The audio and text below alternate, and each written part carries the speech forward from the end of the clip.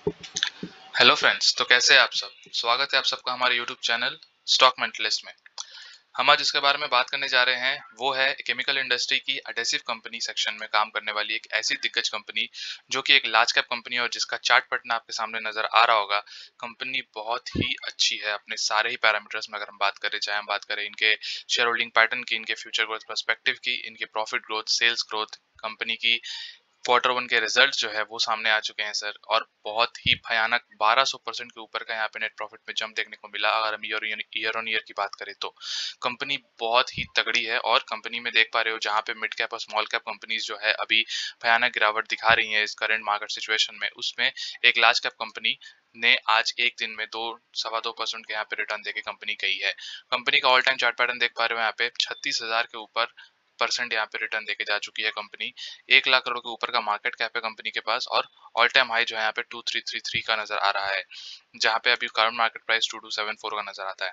तो कंपनी में काफी ज्यादा पोटेंशियल है फ्यूचर में भी, क्योंकि कंपनी की कोई कंपटीशन यहाँ पे नजर नहीं आती। एक मार्केट मोट कंपनी, एक मोनोपोली यहाँ पे बिजनेस में पूरा एंजॉय करती है। अगर हम बात करें इनके कुछ फेमस ब्रांड्स की तो देख पाओगे आप, फेविकॉल इनका खुद का ब्रांड है ना। चाहे हम बात करें फेविकॉल एमआर की जो कि क्राफ्ट में यूज होता है, adhesive craft, doctor Fixit, Fevikwik, Fevicryl, यहाँ पे हॉबी आइडियाज, यहाँ पे हम बात करें फेविस्टिक की, यहाँ पे हम बात करें एम सिल की जो कि 70% से ऊपर का मार्केट शेयर ओन करती है, फेविकॉल की, या फिर कुछ अदर्स प्रोडक्ट्स जो इनके हैं। तो इन सब जो चीजें हैं आपको पता होगा इंडिया में इनसे बड़ा मार्केट और कहीं पे है नहीं इनका।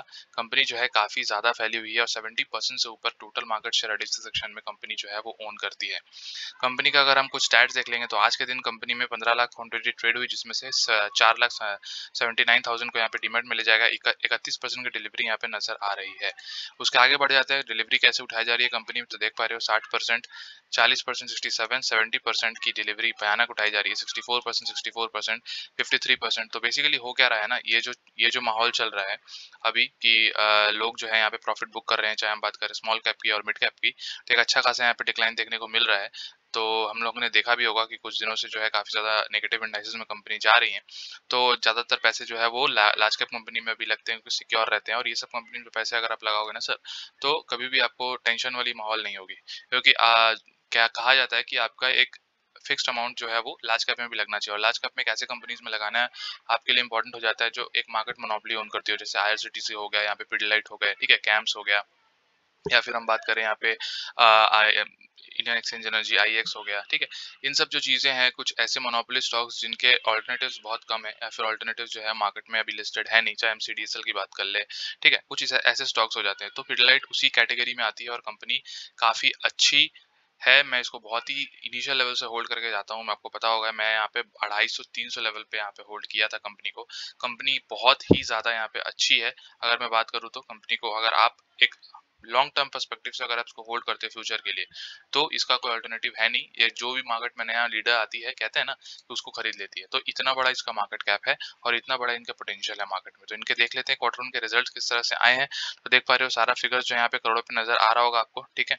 अगर हम देख लेते हैं यहाँ पे इनका कितना भयानक यहाँ पे जंप देखने को मिला है इनके क्वार्टर वन के रिजल्ट्स को देखते हैं, तो यहाँ पे देख पा रहे हो टोटल इनकम की अगर हम बात करें तो वो 1942 करोड़ के आसपास नजर आ रहा है इस क्वार्टर में।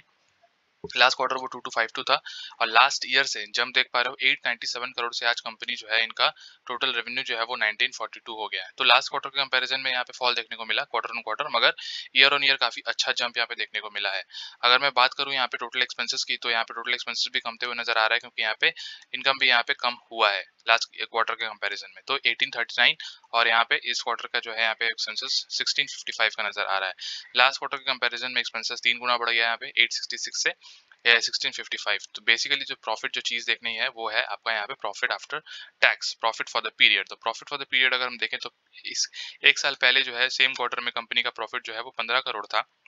आज देख पा रहे हो 217 करोड़ का कंपनी प्रॉफिट करके गई है। 1200% के ऊपर का यहाँ पे कंपनी प्रॉफिट दिखा रही है अगर हम बात करते हैं नेट प्रॉफिट के टर्म्स में।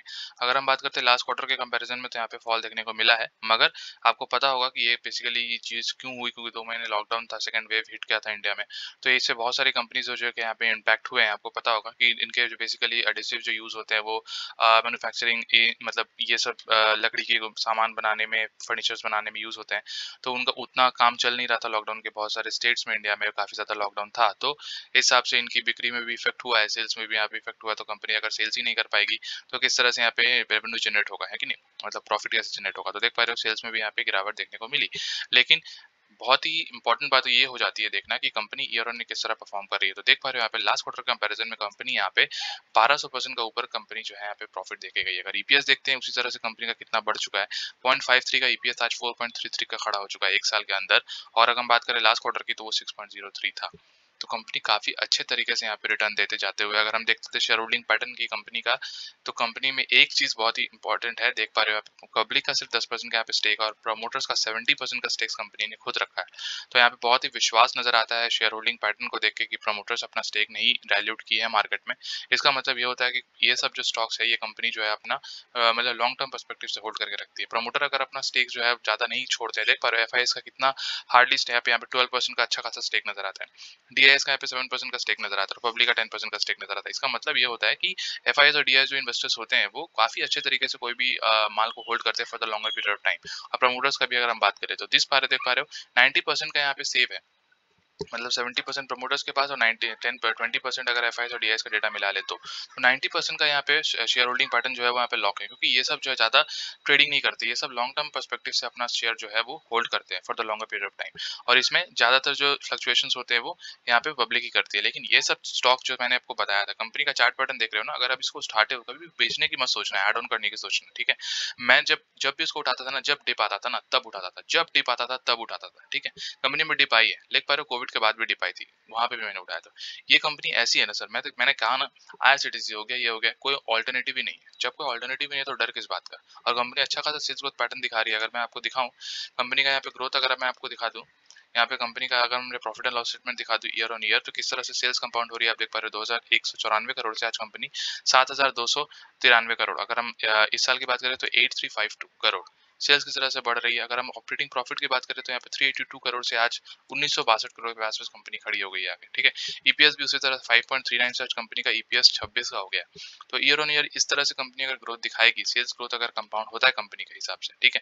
और कंपनी जो है एक मोड क्रिएट करती है, एक मैं अगर बात करूँ तो कंपनी एक मार्केट मोनोपोली ओन करती है, तो क्या दिक्कत है कंपनी में इन्वेस्ट करने के लिए, है कि नहीं। कंपनी का कोई भी लेवल्स में अगर आप हो तो आप इसमें इन्वेस्ट करके सोच सकते हो आराम से।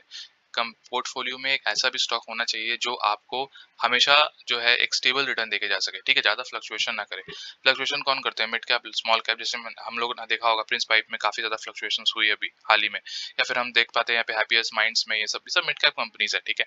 लार्ज कैप कंपनीज जो होती है वो ज्यादा फ्लक्चुएशन नहीं करती है मगर रिटर्न भी काफी अच्छा खासा देती है। ये जो कंपनीज है मैंने आपको जैसे कहा कि ये जो है एक मोनोपोली स्टॉक, और रिटर्न कैसे देके गई है आपको मैं दिखा दूं तो 29% का रिटर्न देके गई है ओवर द लास्ट 10 ईयर्स, ठीक है। 5 साल की बात करें तो 26% और 1 साल की बात करें तो 61% का यहाँ पे शानदार रिटर्न कंपनी ने देके जा चुका है। सेल्स ग्रोथ की बात करें 10 सालों में तो 11% का सेल्स ग्रोथ यहाँ पे नजर आता है। आरओई जो है वो ट्रेमेंडस 26 का नजर आता है। और प्रॉफिट ग्रोथ की बात करते हैं तो 14% का प्रॉफिट ग्रोथ नजर आता है। तो इस साल जो है थोड़ा बहुत गड़बड़ाया, इसीलिए आपको देख रहा होगा -2 का आसपास।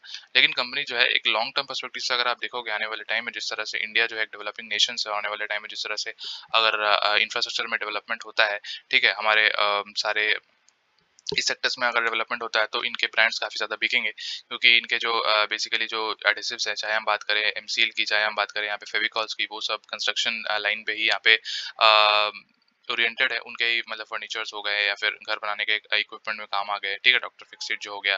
तो ये बेसिकली जो चीजें होती है वो एडिसिव सेक्शंस में काफी ज्यादा एक अच्छा मोनोपोली मार्केट गेन करती है। तो मैं तो यही कहूंगा कि आपको इसमें निवेश करके चलना चाहिए। कंपनी काफी अच्छी तगड़ी है और आराम से इसको लोगे ना यार, आराम से नींद आएगी समझ रहे हो ना।